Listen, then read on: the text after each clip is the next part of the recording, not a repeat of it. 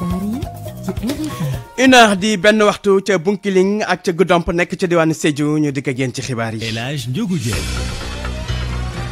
li ci gën a fës njiitu réew mi woo fippi MFDC ñu wéer ngànnaay yi ñëw waxtaan ngir jàmm ju sax ca Casamance ay nit ñi yëngu ci mbirum Casamance am yaakaar ne woote boobu dina dugg bu baax ci nopp waa MFDC moom président Macky Sall sax di jeexal tey nganam ca diwaanu Sédhiou xaar ba xat yi waral ba liggéeykat yi ci mbay mi càmm gi ak napp gi fas yéene delloo buum ca mboy ga dugal nañu tey jii ci suba préavis de grève di kayti yëglu ngir yëngal pour nguur gi sàmmonte kàddoom lu bees ci ajik màkk ren gi Sénégal mooy yóbbu ujaaju Sénégal yi wutu kon waa Arabie Saoudite yi di Flynas rax ci dolli sunum réew dina amaat quota bi mu amoon laata mbas mi di Covid 19 Dakar bu Medina Gounass di tàmbali suba pour diiru fukki fan président Macky Sall ñu ko fay xaar suba ci ngoon ngir ziyaare ji njabootu Thierno Amadou Ba ñaari kàngam ci wàllum aada ak cosaan ñi leen di jëbbal seen borom te ji ci àjjuma ji muy Ismaïla Touré bu Touré Kunda ñu koy rob ca France ak réalisatrice bi di Safi Faye moom nag ñu ko war ko denc ca dëkk ba mu cosaanoo di Fadial nekk ca booru Joal dañu teg xibaaru bitim réew xibaaru tàggat yaram ni ci yéenekaay yi gannaaw xibaar yi journal Fespaco di xibaar yi ñu jagleel festival cinéma bi Afrique di amee ca Ouagadougou ca réewum Burkina Faso mu nekk li gën a fës ci xibaar yi ne su ñu ci ay farafet. El Hadj Ndiogou Diène. Abdou Thiam moo nekk ci machine bi mbokk yi ñu leen di nuyu di rafetlu bu baax a baax seen ànd ak rajo Futurs Médias xibaar digg bëccëg yi dañ koy door ak tiis di génnuk àdduna docteur Ibrahima Mamadou Wane moom nag newoon na fi ay yoon ministre naka noonu tam député jamonoy parti socialiste nekkoon na fi sax bokk na ci li ñu gën a ràññee ministre de l'éducation et de la culture jamonoy Léopold Sédar Senghor docteur Ibrahima Mamadou Wane faatu tey ji ci suba amoon na nag ñeent fukki at ak juróom benn keneen ku faatu di Ismaïla Touré bokkoon ci ñi sos groupe Touré Kunda moom nag tey lañ koy jébbal boromam ci kanam tuuti bu 14h30 jotee maanaam 2h30 ca sëgg julli ca nekk ci Montreuil ca Paris ca réewum France nee na nag dañ koy def ci ni mu gën a simple kon denc gi moom nag Ismaïla Touré amoon na nag juróom-ñaar fukki at ak ñett Ismaïla Touré daal di woon nekkoon ca France di fay dund ay at ngi nii keneen tamit ku génn àdduna ñu doon ko sargal tey ji tamit di Safi Faye moom nag mooy doomu Sénégal bu jigéen boo xam te ne moo njëkk a yëngu ci wàllum cinéma di réalisatrice tey nag la ñu amal levée du corps bi ci hôpital principal ci suba gi ñu bëri nag ñuy yëngu ci wàllum aada ak cosaan teewoon fa seede ne nekk na koo xam te ne ku ñu ràññee woon la moom Safi Faye daal di sax tax ba ndaw yu bëri surtout xale jigéen ñi ñeme wàllum cinéma Anna Rocha. ay mbokkam ak ay xaritam ne tey duñu jooy Safi Faye dañu koy ñaanal ba noppi dellu sargal ko ci lum leen defal soxna bi njëkk a tourné film Sénégal Ben Jogay Bay doyen la ci métier cinéma bi teewee na cérémonie bi. bu ma koy xam fekk xam naa waa këram ba pare après yàlla def bi mu ñëwee fekk man ma commencé di bind ay articles moo fekk moom tam mu joué benn film ak Jean Rouch en France. Safi li nga koy mën a gërëme mooy dafa ubbi buntu cinéma xale yu jigéen ñi man damay jàppale. pour ñu comprendre métier cinéma buñ ci buggee dugg te bari na trop ay xale yu jigéen yu ñëw te ñooñ ñëpp xam naa ne ñi ngi topp ci ginnaaw Safi. ñi mu won yoon wi itam ñëw nañ delloo ko njukkal Ngoné Owens Ndiaye moo jiite association des femmes cinéastes du Sénégal atum 2007 la njëkk a daje ak dem ci yàlla Safi Faye. ma nekk jeune réalisatrice dem festival pour une première fois à Barcelone mu nekkoon marraine bi mu ñëwee li mu njëkk a def mooy. nemmeeku ñu ñun jeunes sénégalais yi fa nekkoon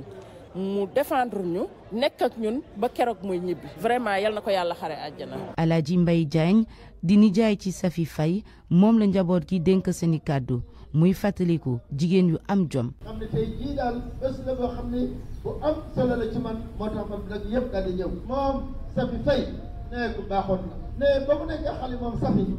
ne dañoo seetlu woon ne kii daal. xam naa ci affaire métier bi nga xam ne moom la doon doxal dina ci nekk dara. Ibrahima Ndoye ministre conseiller mu ñëwoon a représenté njiitu réew mi ak gouvernement am Safi Faye moom ni ki àjjuma ji dina dellu fu mu jógee ca Fadial wetu Joal ni mu ko buggee woon. Anna Rocha moom Safi Faye ñi ñaan suufu Fadial sedd ci koom yàlla woy fa suuf si koom naka noonu tamit Ismaïla Touré bu Touré Kunda ak tamit docteur Ibrahima Mamadou Wane 1h tegal ñeenti minutes xinin palal ak xodda ba nekk ca but. RFM rajo askan wi. wéy ci xibaar yi wax ci président Macky Sall moom njiitu réew mi di wéyal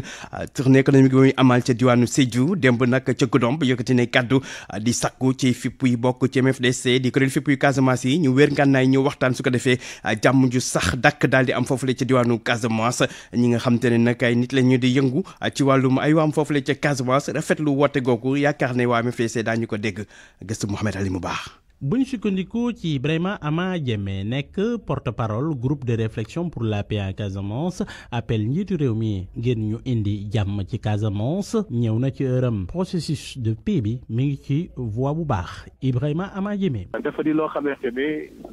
dañ ko doon xaarandi ndax bu mu yegsee ci bopp réew mi président Macky Sall jotoon na ñëw Ziguinchor lancé woon fa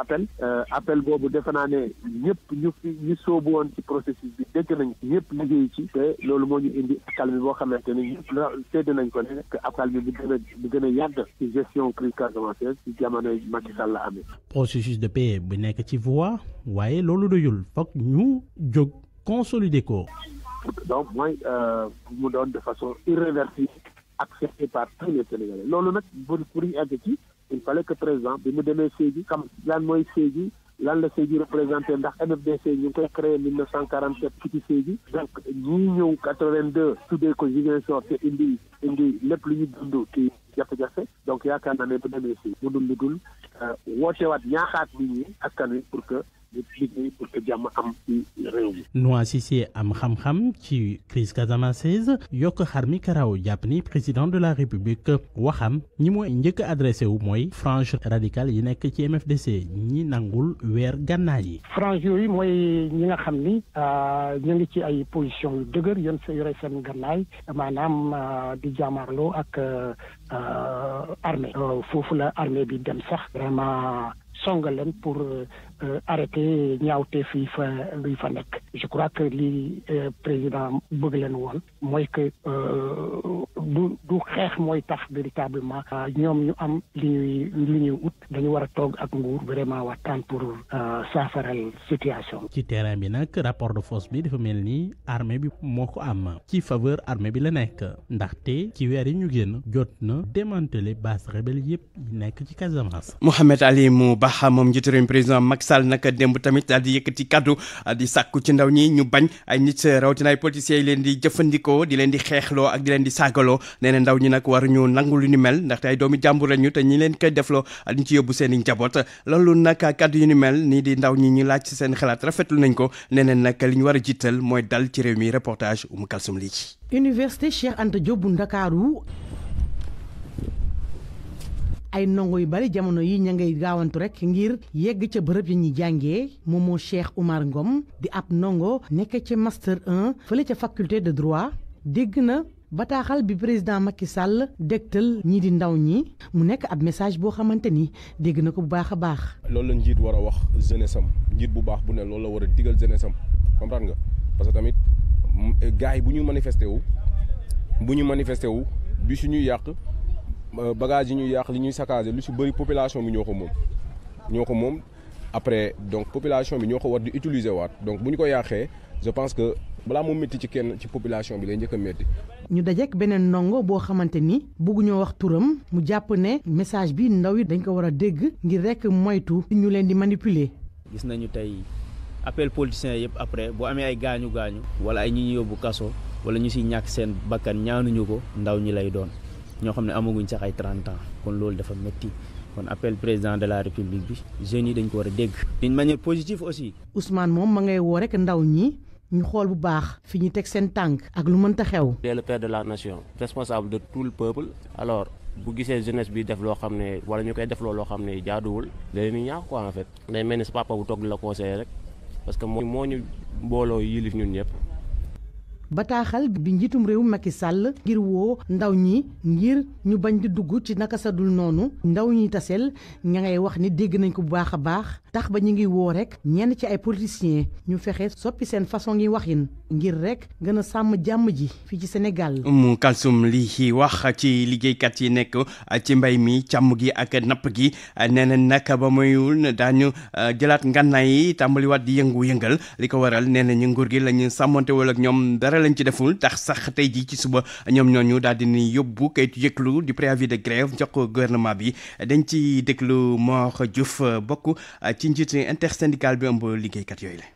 donte waruñu sax jël nañ ab badaaxal jébbal ko le ministre de la fonction publique pour wax ko ay engagement am wax ko tamit ay responsabilités maanaam mu jox ndigal le directeur de la fonction publique pour que mu woote ndaje pour que travaux comité bi nga xamante ni moo war a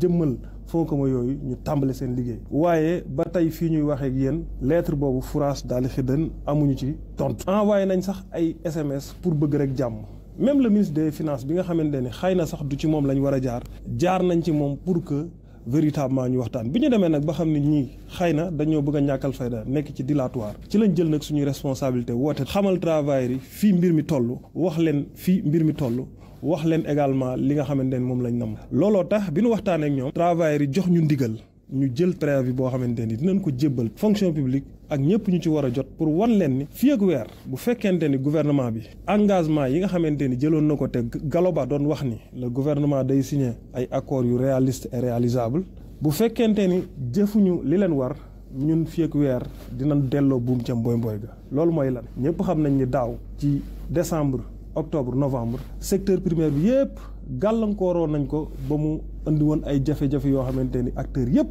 yëgoon nañ ko ci wàllu yàqute. mu nekkoon Mor Diouf bokk ci syndical bi ëmb liggéeykat yi nekk ci càmm gi mbay mi ak napp gi ci micro Abdou Diouf Diagne ñu yëkkati yole kàddu gannaaw seen assemblée générale bu ñu doon amal ca Diamniadio jàng amul tey ji ca lycée bu Ngoy nekk ca diwaanu Bambey li ko waral élèves yi nag ñoo dëddu classe yi amal doxum ñaxtu ba ca sous-préfecture ba li ñu bëgg mooy anamu njàng mu gën a jàppandi naka noonu tam ñu leeral mbirum koppar yi ñu ne dañ ko lubal ca l'école ba Babacar Diouf. doxub ñaxtu bi mu ngi tàmbalee ci lycée bu Ngoy jeexee ca sous-préfecture arrondissement élèves yi lenn rek la ñu bëgg. leneen de dañ fee ne pour suñu condition yu baax pour ñu suñu école bi nekk avant chaque at dañuy am résultat yu baax yu tegul fenn pourquoi pas ñun mënuñoo jàng ci condition yu baax. loolu nag mënuñu ko am ndax ay jafe-jafe yu mel ni. dañ fee nekk pour lan pour ñu defal suñu école am na classe yoo xam ne dafa toj te loolu normalul manque nañ ay lampe ci salle yi dafa lëndam bu ñu def devoir day métti si ñun lenn lañ bëgg amuñu banc public amuñu matériel géométrique amuñu dara amuñu craie suñu prof dañoo bàyyi woon seen cours 2 jours pour craie kese loolu normal. li waral lii nag du lenn lu dul situation bi nga xamante ni ñu ngi koy joxoñ baaraam. mënuñ élèves yi lycée de Ngoy mu ngi def de 1047 élèves mu ngi def 1047 élèves chaque élève les terminales 14500 la ñu inscrit ñi nga xamante ne ñooy de troisième 10 000 yeneen classe intermédiaire ñu ngi inscrit 8 000 léegi loolu yëpp bi ñu ko xaymaa ren jii nii 8 millions et quelque la léegi nag si li ñu wax ne moom lañ détourné ëpp na 8 millions ñun nag dañoo bëgg a laaj suñu xaalis ndax mu ngi fi wala déet su fekkee ne nekku fi nag dinañ def yeneen grève yoo xamante ne ñoo gën a tàng yi. xaalis bi en tout cas daal ñu ngi dégg ni chef d'établissement bi moo ko détourné. sous-préfet bu Ngoy bi nga xam ne jot na mémorandum bi nga xam ne xale yi ñoo ko bind nee na dina def lépp lu mu mën pour ñu amal ay saafara ci jafe-jafe bond yi. RFM Babacar Diouf yeneen i jafe-jafe di fitna ñi tekk jigéen ñi rawatina sàkk gi leen di sàkku waral sax ba kuréel yi xeex ak yelefu jigéen ñi ak kilifa yu diwaanu Thiès lëkkaloo ngir nag dakkal lu ñu mel am na sax benn centre boo xam te ne ñu sàkku maanaam ñi ni violé foofu leen di yóbbu ngir taxawu leen centre boobu nag nekk ca Ndakaar Mbay waaye nag ngi ci jafe-jafe tax kilifa yi bëgg ñu gestu leen Cheikh Anta Diop. Thiès ñu gis ne dëkk la boo xamante ne jëmukaay la selebeb yoon la askan wi di gën di yokku ñu gis ne nag ay ñaawteef ñu ngi koy gis ci dëkk bi rawatina jànq ji wala jigéen ñi nga xamante ne dañ leen xoñañal wala ñu leen di def naka su dul noonu adjoint au préfet bu Thiès di Jaaji Gueye ne nag lii ñëpp ci war a jóg ngir taxawu leen. violence ak xoñañal yi nga xam ne xale yi ak jigéen ñi ñu ngi koy dund parce que chaque jour ñu ngi intervenir ci cas yooyu te souvent ay jafe-jafe la suñ leen waree yóbbu ba Dakar donc ay proposition rek lañ defoon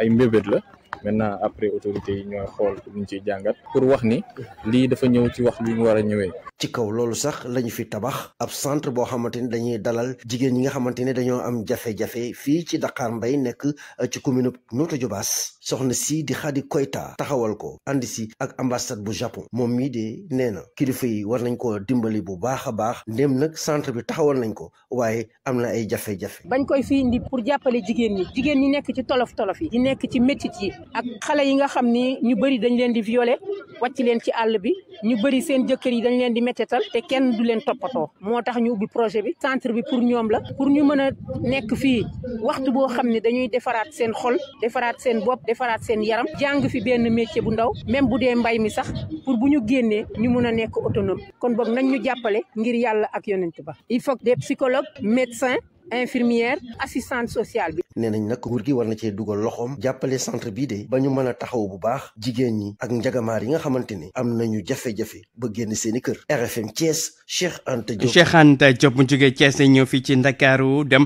ca diwaanu Yëmbal ña dëkk ca Yëmbal Sud nekk ci jafe-jafe rawatina wàllum cet di assainissement ndaxte bassin de rétention yi ñu leen waxoon ngir tey ndax taw yi ak daal di leen ci muccal ñu waxoon ne daañu ko def ba léegi ni dara sotteegu ci. rax si dolli wàllum ñàkkum karange gu ñuy dund reportage Aminata Ba. ñàkk assainissement ci Yëmbal Sud doon jaaxare ci askan wi moonte de teg nañ ay pexe yu bëri ngir daal di ci indi saafara waaye ba tey ji antuwul bu ñu sukkandikoo ci Cheikh Ñing. am nañ problème réel bu canalisation parce que su fekkee Yëmbal Sud dafa nekk 52 quartiers et plus da ngay gis ne presque 40 quartiers yi bu nawet bu ñëwee da ngay gis ne ñëpp ci ndox mi nekk état bi dafa war a ñëw xool nan lay canaliser la zone. gouvernement du Sénégal xam ne woon na dina daal di tabax ñaari bassin de rétention ci dëkk bi bu ñu sukkandiku ci Massamba Diop ñoo di adjoint au maire bu Yëmbal Sud ñu ngi xaar ñu daal di door a liggéey yi. ba ma xamee ba léegi man Massamba mosuma fi gis canalisation léegi ak Promoville wax nañ dinañ ci def 2 bassins de 45 mais ba léegi nii liggéey bi tàmbaleegul léegi nag état bi il faut que par exemple ces mesures yooyu mu koy mettre en pratique mais bàyyi ba hivernage bi jeex ay 1 mois ngay génn fu ne nga def fi visite depuis des années ñu ngi koy def day 10 ans. donc il est grand temps que ñu pratiquer mbir mi mu jeex. dem beek dikk bi doon itam lu jafe ci Yëmbal Sud askan wi nag di xam ne saa su ne ay embouteillage yu métti la ñu jànkoonteel tax nag ñu bëgg ñu yokkal leen tali bi. soo xoolee tali bi benn voie rek la 2 voies lañ koy utiliser mais soo demee tey ba 18h jot fii doo mënati jàll dem ñële doo mënati jàll dem ñële parce que embouteillage day am mais beneen bi tam mooy tali yi dafa bëri ay kamb. route bi dafa sew léegi lu ñuy ñaan mooy ñu defar ko parce que tamit ñun projet bi ñu jaayoon mooy élargissement de la route 103 boo xam ne boobu day ànd ak sax ay canalisation mais ba léegi nii c'est un problème. ñàkkub kaaraange di leneen loo xamante ne ñu ngi koy jànkoonteel saa su ne suñu interlocuteur nag di sàkk ci autorités yi ñu daal di jox ay jumtuwaay yu mucc ayib commissariat de police bi nekk ci zone bi Aminata Ba Kër Massar rajo Futur Média. Aminata Ba yeneen askan yi dund ay jafe-jafe tam di askanu Kéréwan di dëkk bu nekk ca département bu Médina Yoro Foulah ca région bu Kolda ñoom nag bokk na ci jafe-jafe wàllum tali wàllum ambulance naka noonu tam wàllum courant Abdoulaye Diallo ci leeral. askan yi yeewoo ca goxu Kéréwan biir département bu Médina Yoro Foulah ñooy wéy di ñaxtu ngir dund gu jafe gi ñuy nekkee ñu féete ca tund frontière seeni bile gox daa ñàkk lool ay jumtukaay Fodé Abdoulaye Diallo moo yor seeni kaddu. en tout cas Kéréwan moom depuis ñu commencé di utiliser les téléphones en tout cas amuñu réseau bu baax tamit ñu am problème électricité parce que Kéréwan boo gisee lampe yi dakk na xamal ne ay lampe solaire la donc amul courant loolu vraiment dafa doy waar suñu yoon yi baaxul surtout pont bi c'est suñu diggante ak gaal bi pont bi boo gisee nawet c'est impraticable parce que doo mën a jaar foofu noonu toog nañ fi une semaine kenn demul kenn dikkul. seeni gox bi sori ca biir àll bi ñu soriyanto ak këru docteur yu mag yi askanu Kéréwan ñooy ñaxtu ndax ñu am fa ab ambulance ngir mën a muccal jigéen yi fay woon lor Ibrahima Bar mooy infirmier chef de poste bu Kéréwan. ñu lancé ñu jàppale ñu ci ambulance tim baax na ndax ambulance tim bii gën mooy bi nga xam si ne day répondre ak suñu yoon yi ndax xam nga yoonu fii ak yoonu au nord mënut a nekk benn. kuréel bi ëmb seeni immigré moo fa amal as tuut ay jumtukaay. dañuy construire benn école correcte daara à 17 millions tabax fi benn poste de santé à hauteur de 50 millions de francs CFA. donc association bi tamit donc dafa construire salle de classe dans l'école primaire de Kéréwan comme ni nga ko gisee donc bétonnage bi si suñu yoon Kéréwan donc ça est en cours mais ni ñu ko xayma prévoir à 22 millions. ci juróom-ñeenti fukki dëkk ak juróom-benn yu goxu Kéréwan amu fa benn ci dëkk yooyu bu fa am courant RFM Kolda. Abdoulaye Diallo yi na tegal fukki minute ak juróom-ñeent ca Kolda Ziguinchor ak Sédhiou. pour man RFM mooy rajo bi gaaw ci xibaar yu wóor. RFM xibaar yu wóor te wóor.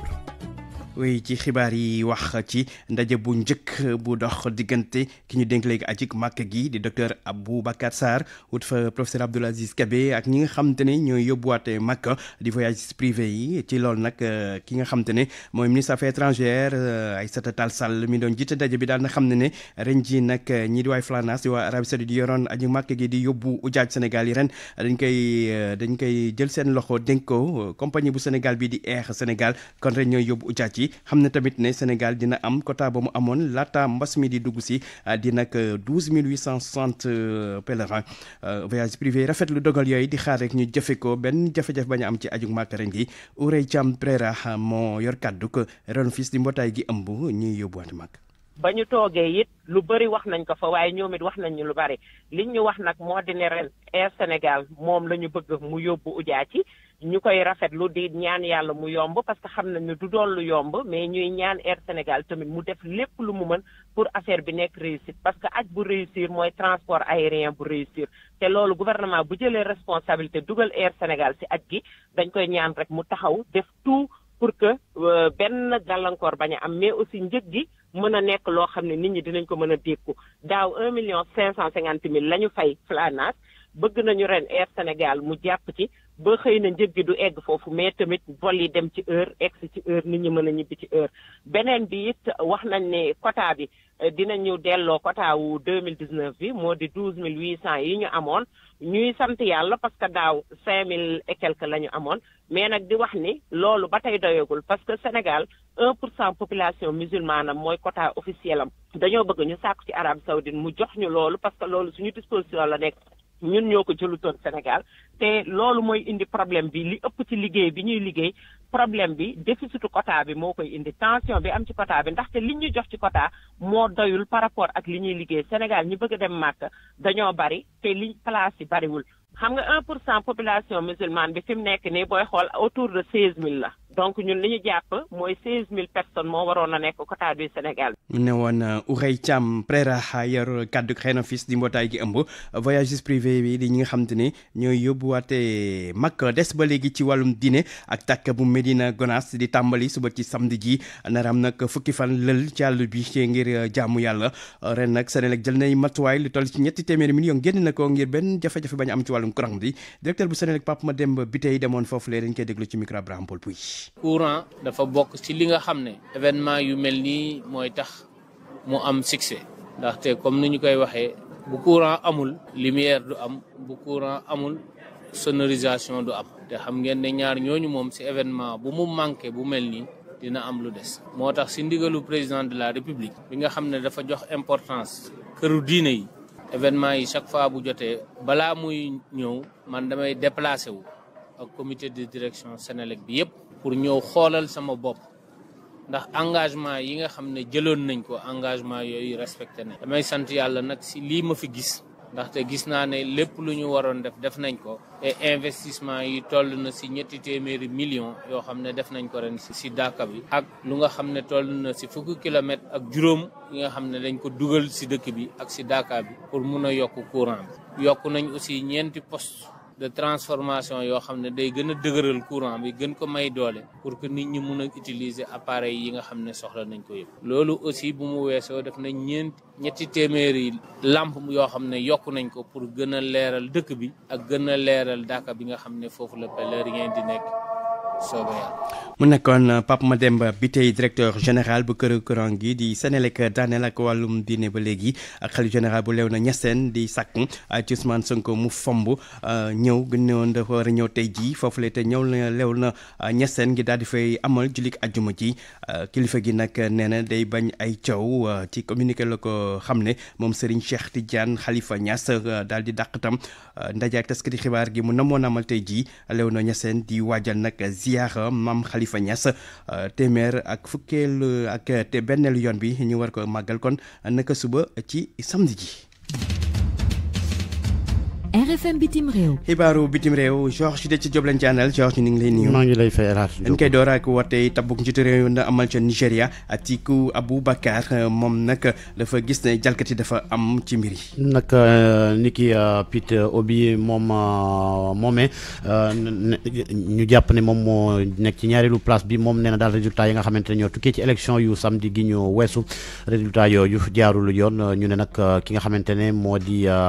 candidat bu parti au pouvoir di Bola Tinubu moo gagné jongante yooyu Kumba Sanjaan Faye. moom Atiku Abubakar jàpp ne ay manipulation ak i fraude dafa am ci élection présidentielle yi am Nigéria 25 février bu wees noonu la ko xamle ci kanamu taskatu xabaar yi moom candidat du parti démocratique du peuple PDP nee na xamatul lu tax arbitre électoral bi yàkkamtee conclure li mu jot a dajale ngir génn ay résultats ci boo xoolee plainte yi wax ne résultats yi jaarut yoon am na téq-téq ni mu bëree dem sax bay wax ne démocratie bi la ñu violé ci kàddoom résultats yi commission électorale nationale bi daal di fësal xayma yi ñu jox ki ñu ne mooy président di Bola Tinubu dañu ko yokk moom mooy atam toll ci juróom-ñaar fukk doon candidat bu congrès des progressistes bi ñu lu tollook juróom-ñett millions ak juróom-ñett téeméeri junni ci nit sànnil nañu ko xob mu yemoo ko téeméer boo jël fanweer ak juróom-benn moom vice président ba woon di Abubakar atam toll ci juróom-ñaar fukk ak juróom-benn am téeméer boo jël ñaar fukk ak juróom-ñeent élection yooyee àndoon na ak dal donte nemmeeku woon nañ ay yéex-yéex ci wàññi xob yi ay électeurs yu bëri meroon ci naka noonu ay parti yu fari ci kujju gi ci lu wees nag élection foofee ci réew mi nga xamante ne moo gën a bëri nit ci Afrique da doon faral di am ay kaddu yu jóg ne dafa am fraude ak fitna àllarba gi ki ñu jàpp ne mooy président Bola Tinubu mu ngi woo ku jëm yooyee ñu daal di ñëw ànd ak moom ngir mën a tabax réew mi ñuy xamle ne candidat yi bëgg a contester yooyee résultat élection nag am nañu ñaar fukk ak benn bés gannaaw fësalup yooyee résultat ngir mën a dem ci yoon. Georges dañuy dem ca République démocratique du Congo foofu nag kilifa yi ñu ngi wër ki nga xamante ne moo jiite fipp ADF yi ngir teg loxo. États-Unis joxe sax ni noppi nañoo joxe lu dem ba $1 million ci dollar bépp xibaar wa nga xamante ne dana tax ba ñu egsi ca chef rebelle boobee ambassadeur États-Unis ca Kinshasa moo ko xamle force démocratique di ADF ñoom ñooy ne ci ginnaaw rebelle ougandais yi nga xamante ne ñu ngi yëngu diwaan yooyu atum 99 ba léegi ci est démocratique du Congo ñu leen fay tuumal ni ñu ngi fay faat ay civil yu bëri. tournée bu Emmanuel Macron ci Afrique centrale gannaaw Gabon président bu France ma nga Angola démb ci guddi sax la fa egsi war faa def nag ay waxtu fas yéene waxtaan ak Joao Lourenço di njiitu réew Angola laata moo dem ci Brazzaville. dem ba Allemagne foofu nag ay nit ñu bëri amee gaañu gannaaw fitna gu tukkee ci genn càcc gu fa am. ab roplaan moo doon dem fële ca Maurice am ña ca jëlee ay gaañu nag ñu ne gën kaa tuuti sax mot na 20 passagers ak i nit ñi bokkee ci équipage bu vol Condor roplaan bi amoon ay jafe-jafe ci jaww ja ñaari waxtu laata moo atterrir porte-parole bu compagnie ba nag ne ña ca jëlee ay gaañu ñu ngi leen di toppatoo waxul nag gaañu yi yan gravité la am waaye daal li leer itam ñu ne cabine bu roplaan ba sax am na la ca yàqu loolu foofu nañ cee yem nag avion bi ab Airbus A330 la newoon ca biir ñu ngi toll ci 200 ak juróom-ñaar fukki nit ak ñaar ci ay passagers équipage bi toll woon ci fukki nit ak ñett ca France moom Sénat bi gàntal na li nga xamante ne moom la waa gauche sakku woon maanaam ñu nangu ab référendum jëmale ko ci réforme des retraites bu gouvernement bi yóbbu foofu noonu réforme boobee sax dafay yóbbu âge retraite gi juróom-benn fukki at ak ñeent sénateurs yi ña gàntal loole ñu ngi toll ci 200 ak juróom-benn fukki nit ak benn ñak nangu woon nag toll ci juróom-ñeent fukk ak ñett. Georges xanaa ñuy jégalu rek kon nag problème la woon wàllum vol bu doxoon diggante Allemagne ak Île Maurice la woon ñuy jéeg jubbanti kon jërëjëf Georges. RFM Sport.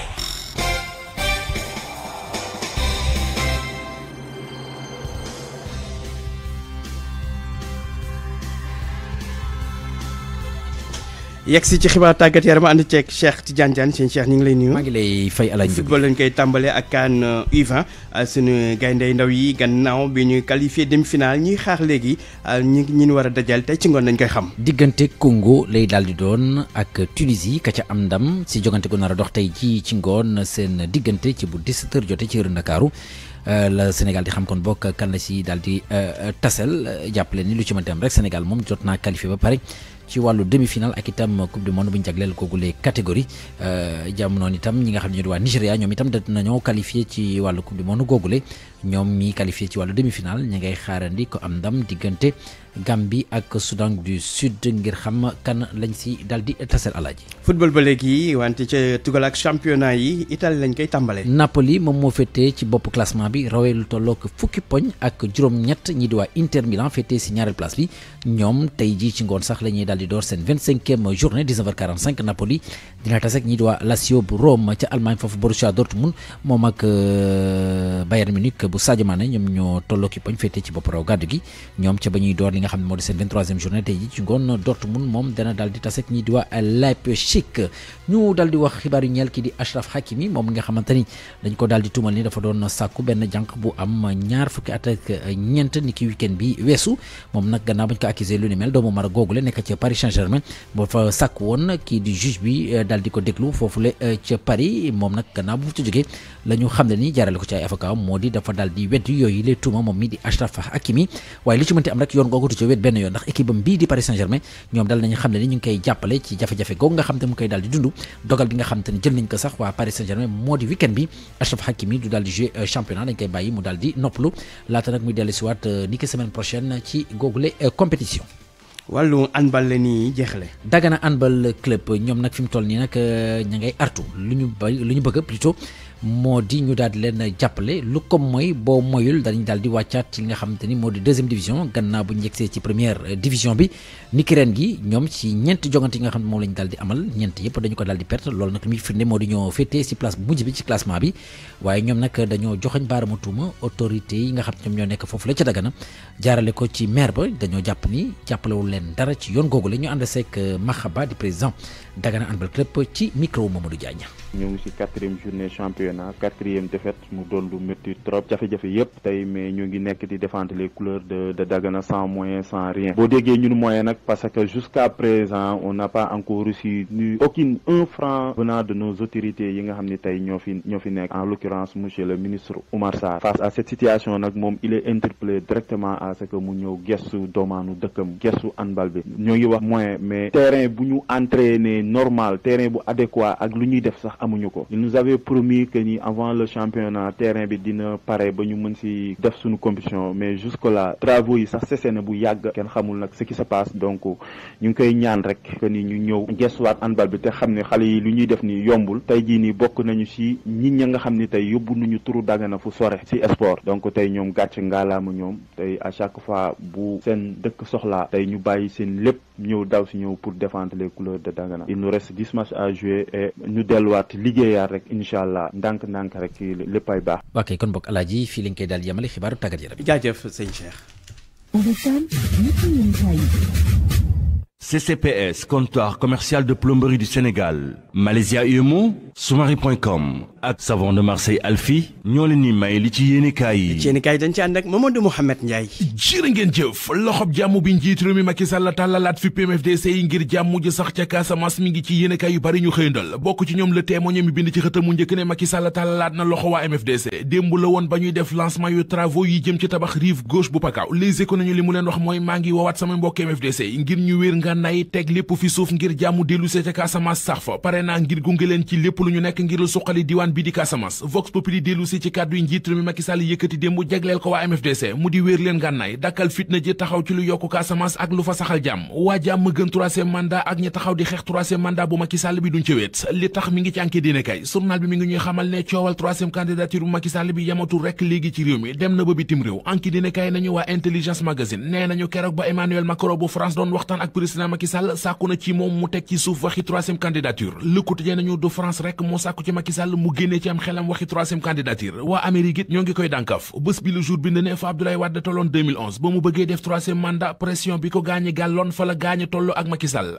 invalidation diplomatique noonee la ko bés bi Le Jour tudde ba diñu wax moom it ne am nañu wax ne Macron jot naa waxtaan ak Macky Sall ci waxi troisième candidature bi ba xelal ko mu bañ koo jëme kaw ci kaw loolu lii Quotidien li mu xëyee mooy coalition républicaine sàmm suñu réew kaddu yi njiit réew mi Macky Sall yëkkati woon keroog ci Sédhiou muy message bu fort bu jëm ci waa coalition Benno Bokk Yaakaar doon sàkku ci ñoom ñu dox ci unité ci solidarité ci éthique ak ci générosité ci seen biir yéenekaay bi nee nañu conférence des leaders bu coalition républicaine sàmm suñu réew daje nañu keroog àllarba fa la ñu sàkkoo ci mboolem responsable Benno Bokk Yaakaar yi ñu déglu bu baax a baax kàddu président Macky Sall yooyee te seet nañu ko jëfe fa mu ko waxee moom Macky Sall di ca Sédhiou Soleil national fa la xëy yeewoo ba di ñu fàttali ne président Macky Sall tàllalaat na fa loxo waa MFDC sàkku ci ñoom ci ñu wér ngànnaay te doxal jàmm ci réew mi lancé na fay travaux yi jëm ci rive gauche bu Pakao Promoville ak maison de la jeunesse bi ñu war a def ca Goudomp Soleil national bind ne Goudomp gis na boppam ci investissement yi ñuy def ca Sédhiou ngir développer dëkk ba journal Sud Quotidien moom napp gi la xëy mi ngi ñuy xibaar ne jafe-jafe yi ci napp gi ñoo ngi gën di tar ndax ressources yi ci géej gi ñoo ngi gën di ñàkk bu Sud Quotidien xëyee wàllu napp gi journal L'As moom mbiru mbay mi la xëyee ak jëwriñ gi ñu dénk wàllu agriculture ci réew mi di Aly Ngouille Ndiaye kàddu yi mu yëkkati ca Paris la France mu jëm ci yoon yi ñu war a jaar ngir tàggu ak insécurité alimentaire ci Sénégal feebaru ngaana mi ngi fiy law Le Quotidien moo ñu ko xibaar ba di ñu dolli ci xët mu njëkk ne beneen wàgg ñëwaat na te mi ngi law bu baax a baax ndax ci 2022 gi rek jot nañu recensé ci réew mi lu mat téeméeri cas ak juróom fukk ak ñeent 154 cas de ngaana cas de viol yi am ci réew mi jëm ci xale yu ndaw yu góor yi L'Observateur xëy na ci defub gëstu bu yaatu bil yéenekaay bi ma nga ñuy wax ci gëstu ba ne xale yu ndaw yu góor yi ñu mas a violé yëf yi da leen di topp seen ngiru dund nekk ci seen bopp des ci ñu des ba tey ci L'Observateur mi xëyee mbir mu yéeme ñeenti jàkka yu ñu waroon a tabax ci réew mi seeni borom amoon financement bu jóge woon Arabie Saoudite tolloon ci lu ëpp genn wàllu milliard 691 millions exactement ñu jël xaalis bi jox ko benn entrepreneur bu ñu naan Mohamed Lo waa ji détourné xaalis ba tëdd ci tabaxul jàkka yi delloowul xaalis bi jamono ji yéenekaay bi nee nañ waa division investigation criminelle teg nañ ko loxo ba ma nga ca kaso ba. CCPS, comptoir commercial de plomberie du Sénégal, Malaysia UMO, Soumari.com ak Savon de Marseille Alfi ñoo leen doon may li ci yéenekaay yi. li ci yéen kaay Mamadou Mouhamed Ndiaye lañ ci àndaloon ñu koy gërëm bu baax a baax mbokk yi kan foofu la ñu yem ak yéen ci xibaar yi El Hadj Ndiogou Diène nekkoon ci micro bi Abdou Thiam ci machine bi di gërëm baax Ibrahima Ndour ca production naka noonu tam Awa Mbaye chef d'édition Yacine Pouy nekkoon ci digital bi léegi-léegi ni ñu koy defee altine ba léegi journal FESPACO di xibaar yi ñeel festival Afrique bi ñu jagleel wàllu cinéma di amee ca Ouagadougou journal FESPACO léegi lay doon ak seeni ndaw di Fama John ak Salamata Ousmane Diallo muy sax numéro bu